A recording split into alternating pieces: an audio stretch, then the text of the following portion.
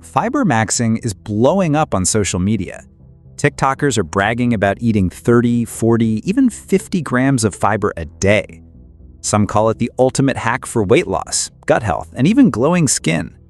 But is fibermaxxing the real deal, or just another wellness fad dressed up in kale chips and psyllium husk? Today, we're breaking down the science of fibermaxxing, the benefits, the risks, and how to do it right. First things first. What exactly is fibermaxxing? The term comes straight from internet culture, where maxing means pushing something to the extreme. In this case, it's about maximizing your fiber intake, often well above the standard recommendations. The USDA recommends 25 grams per day for women and 38 grams per men.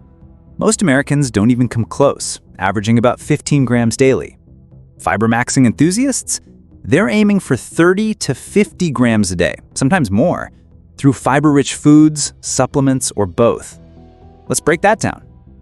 So why is fiber suddenly trendy? A few reasons. One, gut health is hot right now. TikTok is full of people talking about microbiomes, probiotics, and digestion hacks. Fiber plays directly into that conversation. You can't get away from viral trends if you spend any time at all on social media. Two, it's simple. Unlike confusing diets, eat more fiber is easy to understand and apply. And three, people notice results fast. More fiber can mean better digestion, steadier blood sugar, less hunger, and yes, sometimes a flatter stomach. So here's where the hype actually matches reality. Fiber is one of the most underappreciated nutrients, and upping your intake can have major benefits. Gut health. Fiber feeds the good bacteria in your colon, producing short-chain fatty acids that reduce inflammation and support immunity. In fact, research shows that people who eat high-fiber diets have a more diverse gut microbiome and higher levels of butyrate, a compound linked to lower inflammation and stronger gut lining integrity. Blood sugar control. Soluble fiber slows down glucose absorption, helping to prevent energy crashes and reduce diabetes risk. According to studies in journals like Diabetes Care, adding soluble fiber can reduce post-meal blood sugar spikes by up to 20 to 30%, which is a big deal for preventing insulin resistance over time. What is insulin resistance? Check back to our channel to get the real science behind insulin resistance and how to reverse it. Heart health. High-fiber diets are linked to lower cholesterol and reduced cardiovascular disease. Multiple large reviews confirm this. Just 5 to 10 grams of soluble fiber per day from foods like oats, beans, apples, or psyllium can lower LDL cholesterol by about 5 to 10%. Over time, that translates into a meaningful reduction in heart disease risk. Weight management. Fiber increases satiety, that full feeling, making it easier to eat fewer calories without feeling deprived. Controlled trials have shown that people who increase their fiber intake naturally eat 10 to 15% fewer calories per day without strict dieting, because fiber-rich foods keep them satisfied longer. And longevity. Studies consistently show that high fiber intake is associated with a longer and healthier life, and a diverse microbiota is a big part of that. In fact, a 2019 meta-analysis in The Lancet found that people who ate the most fiber had a 15 to 30% lower risk of heart disease, stroke, type 2 diabetes, and cancer compared to those who ate the least. And this isn't just abstract science. It matters right now. The World Health Organization estimates that over 1 billion people worldwide are living with obesity. And in the US, nearly 3 out of 4 adults are overweight or obese. At the same time, the average American only eats about 15 grams of fiber a day, far below the recommended 25 to 38 grams. Closing that fiber gap could make a massive impact on obesity rates and the chronic diseases tied to it, from diabetes to heart disease. But here's the catch.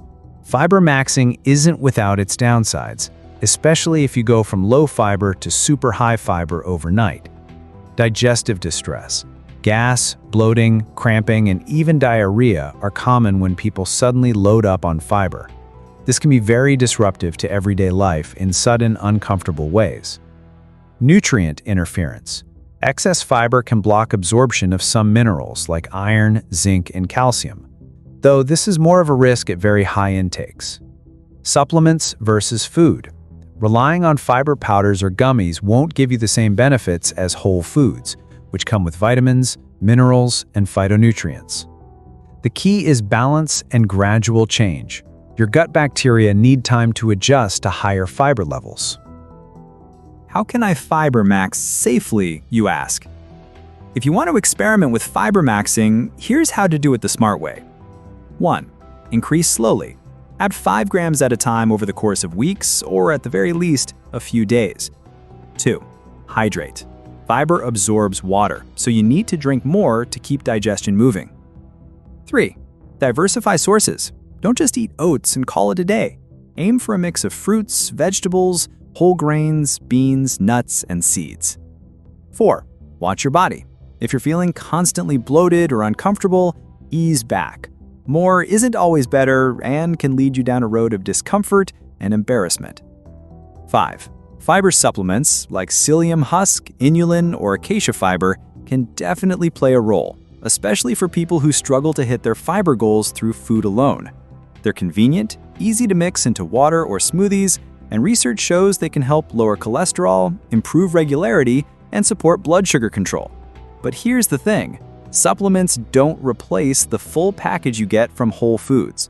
When you eat beans, fruits, vegetables, or whole grains, you're not just getting fiber. You're also getting vitamins, minerals, antioxidants, and phytochemicals that all work together in ways a powder or gummy never could. Think of supplements as a top-up, not a foundation. They can help fill the gap, but your real health benefits come from a fiber-rich diet built on whole foods. Myth bust. And let's clear this up. Taking a scoop of fiber powder won't cancel out a fast food diet or detox your body. Supplements are tools, not magic fixes. The real power comes from consistently eating a variety of high-fiber foods. So, is Fibermaxxing worth it? Here's the bottom line. Fibermaxxing is one viral trend that actually has strong science behind it. Most people would benefit from eating more fiber, especially since the average intake is so low.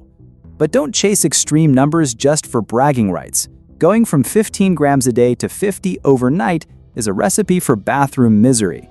Think of Fibermaxxing not as a fad diet, but as a wake-up call. It's not about maxing for clout. It's about fueling your body, feeding your gut, and setting yourself up for long-term health. So, what do you think? Is Fibermaxxing a game changer or just another overhyped trend? Drop your thoughts in the comments below and let us know if you've tried it. If you're tired of health fads and quick fixes that never live up to the hype, this is the place for you. At Modern Wellness Lab, we cut through the noise with science-backed, myth-busting information that actually makes sense. So hit that subscribe button and join our community, where we give you the real story backed by science so you can live that healthier, balanced life you're looking for. And remember, this video is for informational purposes only and is not medical advice. Always consult a qualified healthcare provider before making changes to your diet or lifestyle.